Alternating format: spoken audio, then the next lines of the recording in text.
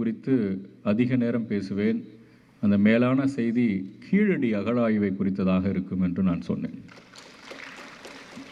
எங்கிருந்து ஆரம்பிக்க வேண்டும் தமிழக வரலாறு?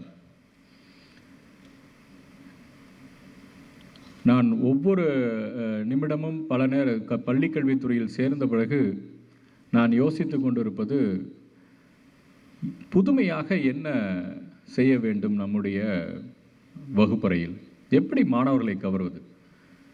உண்மையில் சொல்லப்போனால் ஆசிரியர்கள் மிகவும் மிகவும் அழுத்தத்திற்கு உள்ளாகி கொண்டிருக்கும் நபர்கள் என்று நான் புரிந்து கொண்டிருக்கின்றேன்.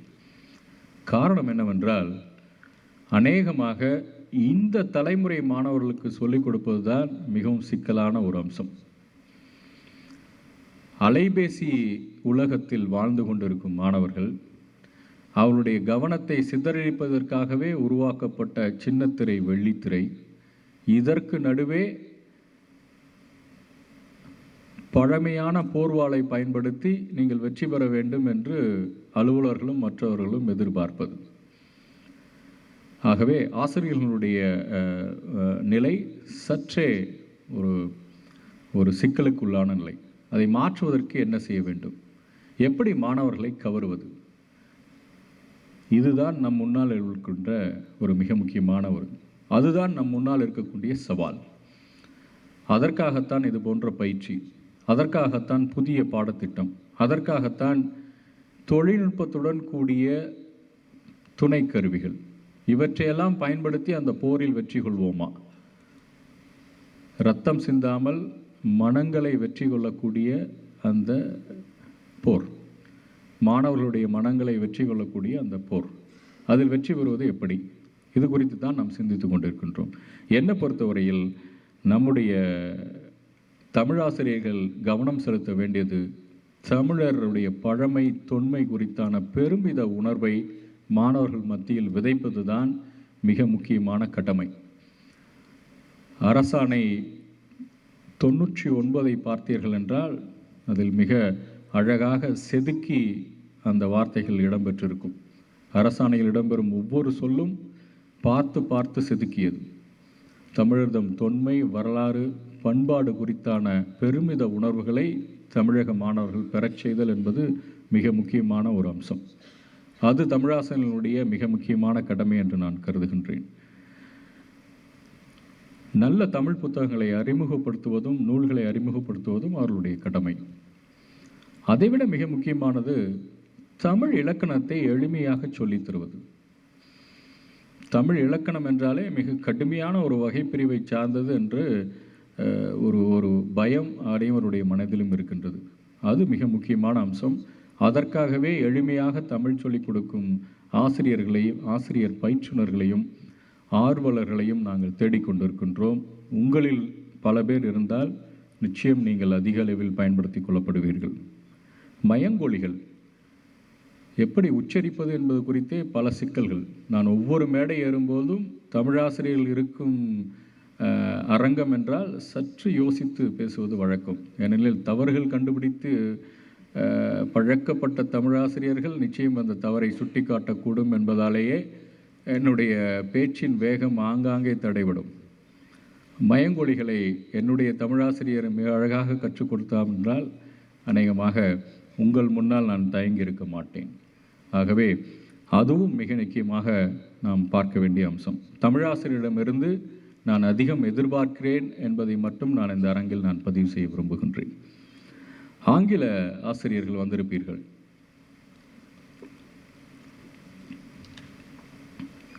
ஆங்கில ஆசிரியர்களுக்கு ஒரே ஒரு அன்பான வேண்டுகோள். அந்த வேண்டுகோளை விடுத்தால் அநேகமாக உங்களுடைய புருவம் உயரக்கூடும், ஆச்சரியம் மிளறக்கூடும். தமிழ்நாட்டில் தமிழக பள்ளிகளில் தமிழ்ச்சூழலில் தமிழை காப்பாற்றுவது ஆங்கில ஆசிரியருடைய கரங்களில் இருக்கின்றது. சற்று புதிராக இருக்கக்கூடும். தமிழ்நாட்டில் வருடத்திற்கு 10 லட்சம் மாணவர்கள் முதல் வகுப்பில் சேர்ந்தார்கள் என்றால் சுமார் 3.5 அல்லது 4 லட்சம் மாணவர்கள் அரசு பள்ளிகளில் சேர்கிறார்கள். எண்ணிக்கை குறைந்து கொண்டே வருகிறது. 4 லட்சம் மாணவர்கள் அரசு பள்ளியில் சேர்ந்தால் சுமார் 50,000 மாணவர்கள் ஆங்கில பிரிவில் சேர்கிறார்கள். 10 லட்சம் மாணவர்களில் 3 லட்சம் பேர் தான் தமிழ் வழி கல்வியில் வருகிறார்கள். அடுத்த தலைமுறை எப்படி இருக்கும் என்று யோசித்து பாருங்கள். இதற்கெல்லாம் காரணம் தமிழக பெற்றோர்களுடைய மனதில் இருக்கும் ஆங்கில மோகம். ஆங்கில மோகம் என்பதை ஆங்கில வழி கல்வி என்று நாம் தவறாக புரிந்து கொண்டோமோ என்ற கவலை எனக்கு உண்டு. ஆங்கில மோகம் என்பது தன்னுடைய குழந்தை ஆங்கிலத்தில் நன்றாக பேச வேண்டும் என்பதுதான். இப்பொழுது பாருங்கள், ஆங்கில ஆசிரியர்கள் தமிழகத்தினுடைய பள்ளி வகுப்பறைகளில் நாம் ஆங்கிலத்தை சிறப்பாக கற்றுக் கொடுத்திருந்தால் ஏன் அவர்கள் ஆங்கில வழி கல்வி நோக்கி செல்கின்றார்கள்? தமிழை காப்பாற்றுவது தமிழக பள்ளிகளில் இருக்கக்கூடிய ஆங்கில ஆசிரியர்களுடைய கரங்களில் இருக்கின்றன. ஆங்கிலத்தை தரமாக நீங்கள் கற்றுக் கொடுத்தால் தமிழ்நாட்டில் தமிழ் வாழும், தமிழ் வளரும். ஆகவே நீங்கள் ஆங்கிலம் கற்றுக் கொடுப்பதற்காக, ஷேக்ஸ்பியருடைய வழித்தோன்றல்களை உருவாக்குவதற்காக நீங்கள் பணியமர்த்தப்படவில்லை. தமிழ்நாட்டில் தமிழை காப்பாற்றுவதற்காக நீங்கள் பணியமர்த்தப்பட்டிருக்கின்றீர்கள். ஆங்கிலத்தை நன்றாக படிக்கக்கூடிய, பேசக்கூடிய சமூகம். ஆங்கிலம் அந்த அறிஞர் அண்ணாவினுடைய நூற்றாண்டு நூலகத்திலிருந்து இந்த சொற்றொடரை சொல்வது மிக மிக பொருத்தமானதாக இருக்கும். ஆங்கிலம் என்பது என்னுடைய கை கண்ணாடியை போன்றது. தேவைப்பட்ட நேரத்தில் எடுத்து போட்டுக்கொள்வேன். அறிஞர் அண்ணாவினுடைய மிகச்சிறந்த சொற்றொடர். தேவைப்பட்ட நேரத்தில் ஏழு பல்கலைக்கழகத்திற்கு அண்ணா சென்றார் என்றால் ஆங்கிலத்தில் பேசுவார். தில்லியில் பாராளுமன்றத்தில் மாநிலங்களவையில் உரையாற்றுவது அவருக்கு விதிக்கப்பட்டிருந்தால் வடமொழியிலும் இந்தியிலும் உரையாற்றுவது அவருக்கு மனதுக்கு பிடிக்காதது, அவருக்கு தெரியாத மொழி, ஆங்கிலத்தில் உரையாற்றுவார். தமிழ்நாட்டில் தமிழகத்தில் தமிழர்களிடம் தமிழில் உரையாடுவதை விட வேற என்ன வேண்டும்? ஆகவே ஆங்கில ஆசிரியர்களுடைய வீட்டில், இல்லங்களில், அலுவலகங்களில், பள்ளி அறைகளில், வகுப்பறைகளில் நீங்கள் எழுதி வைத்துக் கொள்ள வேண்டிய ஒரே ஒரு அம்சம், தமிழை காப்பாற்றுவது ஆங்கில ஆசிரியர்களுடைய கடமை, அவருடைய கரங்களில் இருக்கின்றது. ஆகவே நல்ல ஆங்கிலத்தை நீங்கள் சொல்லிக் கொடுத்தால் அது போதும், அவர்களுடைய மாணவர்கள் நிச்சயமாக பயன்பெற முடியும். தேவை என்றால் நான் என்னுடைய உதாரணத்தை எடுத்துக்காட்ட முடியும். நான் 10ஆம் வகுப்பு வரை நான் தமிழ் வழியில் கல்வி பயின்றவன். 11ஆம் வகுப்பிற்கு செல்லும் பொழுது நானும் என்னுடைய நண்பர்கள் அனைவரும் சேர்ந்து ஆங்கில வழி கல்வியை பயில்வது என்று முடிவு வருகின்றோம். என்னுடைய பெற்றோர்களெல்லாம் அதிர்ச்சிக்குள்ளாகிறார்கள். உன்னால் முடியுமா என்றெல்லாம். பெற்றோர்கள் சொல்வதை எதிர்த்து அதற்கு மாறாக செய்வது அந்த வயதிற்குரிய இயல்பான குணம். அதில் நானும் விதிவிலக்கல்ல, அதே முடிவைத்தான் எடுத்தேன். ஆனால் என்னால் நிச்சயமாக சொல்ல முடியும், அந்த ஆங்கில வழி கல்வியை பயின்ற அந்த 30 மாணவர்களில் இறுதியில் 22 பேர் பொறியியல், மருத்துவம் என்று அத்தனை கல்லூரிகளுக்கும் சென்றோம். ஆங்கில வழியில் 1ஆம் வகுப்பு முதல் 10ஆம் வகுப்பு வரை படித்து வந்த மாணவர்களும் 11ஆம் வகுப்பில் வந்து சேர்ந்தார்கள். நாங்கள் 10ஆம் வகுப்பு வரை தமிழ் வழியில் பயணம் செய்து திசை மாறி ஆங்கில வழி கல்வியில் சென்றோம். ஒவ்வொரு தேர்விலும் ஆங்கிலத்தில் நான் தான் முதல் மதிப்பெண் பெற்றேன். இது என்னுடைய ஆங்கில ஆசிரியர்களுக்கு செல்ல வேண்டிய பாராட்டுகளும் பரிந்துரைகளும். ஆகவே என்னுடைய அன்பான வேண்டுகோள், ஆங்கில ஆசிரியர்கள் உங்களுடைய பொறுப்பை உணர்ந்து, உங்களுடைய இடத்தை உணர்ந்து உங்களுடைய பணியாற்ற வேண்டும் என்பது என்னுடைய அன்பான வேண்டுகோள். Spoken language and business English is a need of the hour. எப்படி ஆங்கிலத்தை ரசித்து ருசித்து பேச முடியும் என்பது குறித்து நீங்கள் கற்றுக் கொடுக்கலாம். உங்களிடையே நிறைய ஆசிரியர்கள் நன்றாக பயிற்றுவிக்கின்றார்கள். பெயர் கூட என்னால் பல இடங்களில் சொல்ல முடியும். அந்த அளவிற்கு அந்த ஆசிரியர்களாம் மிக நன்றாக பயிற்றுவித்து கொண்டிருக்கின்றார்கள். ஆகவே ஆங்கிலம் தழைத்தால் தமிழ் வளரும், ஆங்கிலம் மொழியாக தலைத்தால் தமிழ் வளரும் என்பதுதான் இன்றைய பேச்சினுடைய அடிநாதமாக உங்களுக்கு நான் சொல்ல வரும்போது, கணிதமும் அறிவியலும் ஆசிரியர்கள் இங்கு நிறைய இருக்கின்றீர்கள். அவர் திரு ரங்கநாதன் அவர்கள் குறிப்பிட்டதை போல applied concepts, application oriented concepts, இதுதான் மிக முக்கியமான ஒரு அம்சம். பல நேரங்களில் நியூட்டனுடைய விதியை முதல் வரியிலேயே ஆரம்பித்து அநேகமாக நியூட்டன் மிகப்பெரிய எதிரியாக மாணவர்களுக்கு மாறிவிடக்கூடிய சூழல் நம்முடைய பாடப்புத்தகங்களில் இருக்கின்றது. யார் நியூட்டன், அவருடைய பின்புலம் என்ன, அது எங்கெங்கெல்லாம் பயன்படுகின்றது என்று சொல்லாமல் எடுத்த உடனேயே இதை ஆரம்பித்து மாணவர்களை வெளி உலகிற்கு மனதளவிலாவது அனுப்பி வைத்து விடுவதுதான் நம்முடைய பாடப்புத்தகங்களுடைய முதல் கடமையாக இருக்கின்றது. அதை மாற்றலாம் என்று பார்க்கின்றோம். எந்த பின்புலத்தில் நியூட்டன் வந்தார், அது குறித்தான தேடல்கள் என்ன, அது எப்படி நடைமுறை வாழ்வில் பயன்படுத்தப்படுகின்றது என்பது பார்த்தால் அது ஓரளவுக்கு புரிதலாக இருக்கும். ஏன் கணிதத்தின் ஒவ்வொரு சூத்திரங்களும் பாரதியையும் பயமுறுத்தியன? பாரதியினுடைய வாழ்வில் கணிதம் எப்படி பயன்பட்டிருக்கக்கூடும் என்று சொல்லி கொடுத்திருந்தால் அநேகமாக கணிதம் குறித்தும் நிறைய கவிதைகளை பாரதி படைத்திருக்கலாம். தவறுகள் நம்மிடையே இருக்கின்றன, தவறுகள் பாடப்புத்தகங்களில் இருக்கின்றன, அவற்றை மாற்ற வேண்டும். இது எப்படி அடிப்படை வாழ்விற்கு, நடைமுறை வாழ்விற்கு இது பயனுள்ளதாக இருக்கும் என்று ஒவ்வொரு பாடமும் ஒவ்வொரு பாடத்தில் உள்ள கருத்துக்களும் இடம்பெற வேண்டும், அது சொல்லித்தரப்பட வேண்டும், கற்பிக்கப்பட வேண்டும் என்று நான் விரும்புகின்றேன். இந்த தமிழாசிரியர்கள் குறித்து நான் பேசும் பொழுது தமிழையும் தமிழரையும் வாழ வைக்கக்கூடிய மிக முக்கியமான பங்கு அவர்களுக்கு இருக்குது என்று. ஆங்கில ஆசிரியர்களை குறிப்பிடும் பொழுது தமிழாசிரியர்களை விட ஒரு படி மேலே தமிழை வாழ வைப்பதற்கு அவர்களுக்கு பொறுப்பு இருக்கிறது என்று குறிப்பிட்டேன். கணிதம் மற்றும் அறிவியல் ஆசிரியர்களுக்கு என்னுடைய அன்பான வேண்டுகோள், தமிழ் மாணவர்கள் நாளை தொழில்நுட்ப உலகை ஆள வேண்டும் என்றால் அந்த பொறுப்பு உங்களுடைய கரங்களில் இருக்கின்றது. நீங்கள் சொல்லித்தரும் விதத்தில்தான் நாளைய மாணவர்கள் உலகை ஆளப்போகின்றார்கள். உலகை ஆள்வார்களா அல்லது அறியாமையில் திகழ்வார்களா என்பது நம்முடைய கரங்களில் இருக்கின்றது.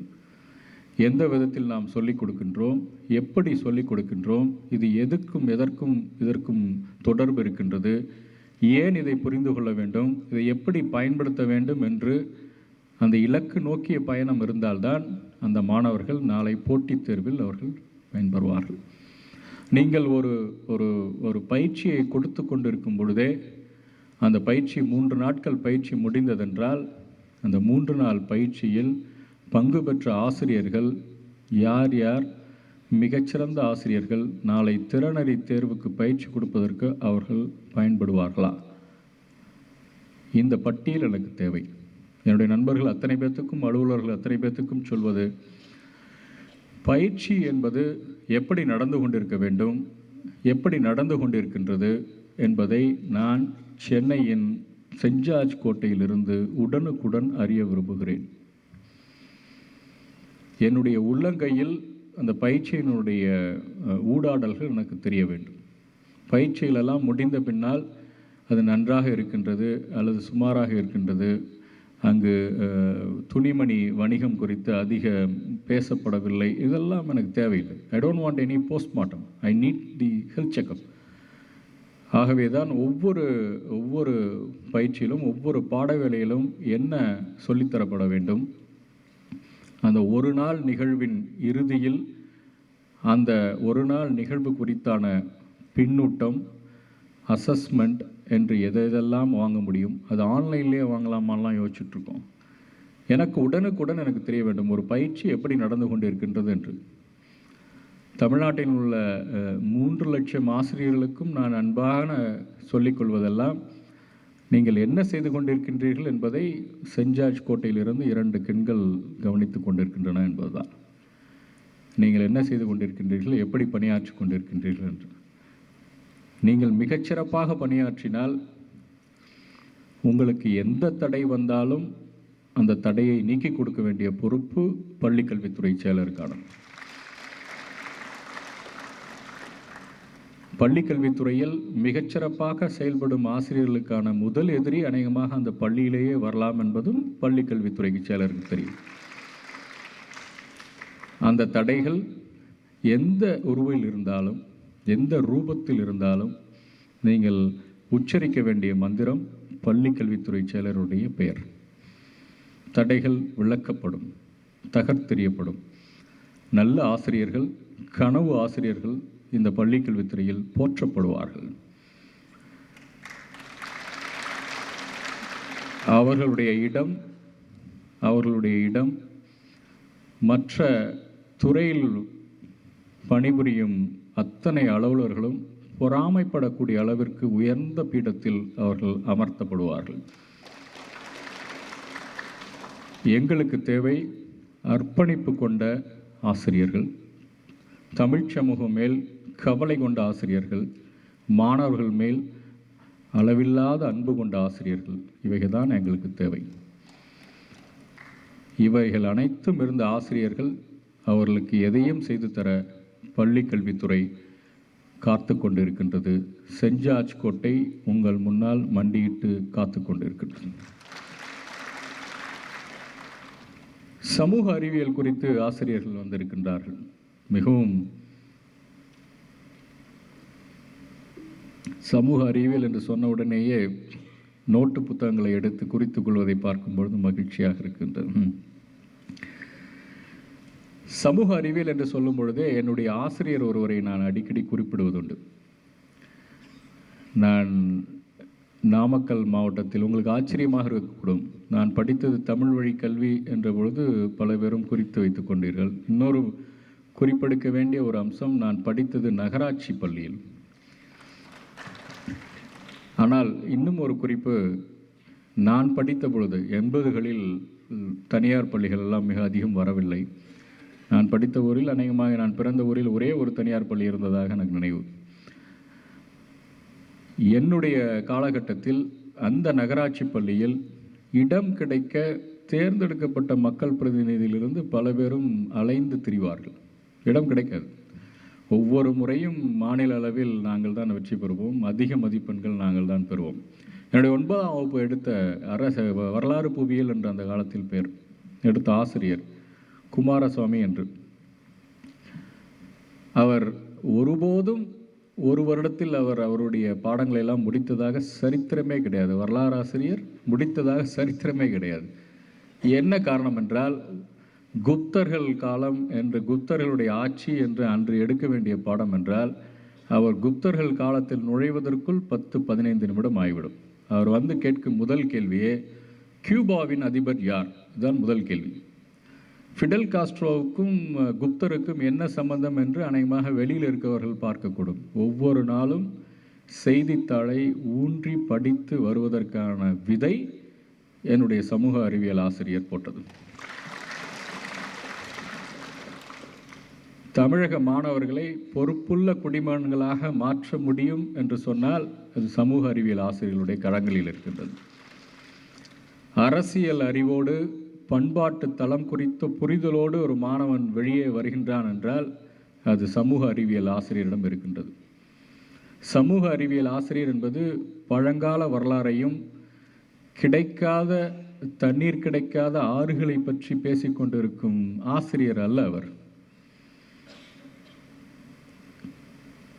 சமகால வரலாறு குறித்தும் அவர் சிந்திக்க வேண்டும். அன்று ஒரு மிக முக்கியமான ஒரு மூத்த அதிகாரி குறிப்பிட்டார், சமூக அறிவியலில் என்ன சொல்லித்தர வேண்டும் என்று. கொஞ்சம் பொருளியல், கொஞ்சம் என்ன சமூகத்தினுடைய சிக்கல்கள், எந்த பிரச்சனைகள் நம்முடைய நாட்டை தாக்க இருக்கின்றன, நம்முடைய சமூகத்தை தாக்க இருக்கின்றன, சூழலியல் குறித்த சிக்கல்கள், என்விரான்மெண்ட்டில் என்ன பெரிய பிரச்சனைகள். அதே நேரம் அன்று ஒரு முக்கியமான ஒரு இவரை பார்த்தேன் நான், நடிகர் நாசர், சிந்திக்கக்கூடிய ஒரு சில நடிகர்களோடு ஒருவர். அவரை பார்க்கும் பொழுது அவர் சொன்னார், நான் பிறந்தது செங்கல்பட்டு மாவட்டத்தில், நான் படித்து முடித்து வெளியே வருவது வரை எனக்கு தெரியவே தெரியாது என்னுடைய மாவட்டம் தான் ஏரிகள் நிறைந்த மாவட்டம் என்று. ஆனால் உலக வரலாறெல்லாம் எனக்கு சொல்லிக் கொடுத்தார்கள், எல்லாம் மறந்து விட்டது. என்னுடைய மாவட்டத்தில் அதிகம் ஏரிகள் இருந்தன என்று. அப்பொழுது குறித்து வைத்துக் கொண்டோம், புதிதாக நாம் கொண்டு வரும் பாடத்திட்டத்தில் உள்ளூர் வரலாறுகளும் இடம்பெற வேண்டும் என்று. உள்ளூர் வரலாறுகளும் நில வரைவுகளும் அவசியம் இடம்பெற வேண்டும் என்று. தாமிரபரணி குறித்து தெரிந்து கொள்ளாமல் உலக வரலாறு எப்படி வர வேண்டும்? அது மட்டுமல்ல, சமூக சிக்கல்கள் இன்று தமிழகம் சந்தித்து கொண்டிருக்கும் மதம் குறித்தான, சாதி குறித்தான பல சிக்கல்களை நாம் மருந்தாகவாவது நாம் கொடுக்க வேண்டும். எப்படி கொடுக்க வேண்டும் என்பதை நாம் தீர்மானிப்போம். ஆனால் அந்த புரிதல்கள் அவசியம் இருக்க வேண்டும். தமிழ் சமூகம் என்பது பல சமூகங்களை உள்ளடக்கியது. தமிழன் என்ற அந்த இன உணர்வோடு, அந்த உணர்வோடு வரக்கூடிய நேரத்தில் மற்ற பிரிவினைகளுக்கெல்லாம் இடமில்லை என்பதையும் நாம் அவர்களுக்கு சொல்லிக் கொடுக்க வேண்டியது சமூக அறிவியல் ஆசிரியர்களுடைய கடமை. கடந்து வந்த பாதையை நாம் சொல்லிக் கொடுக்க வேண்டும்.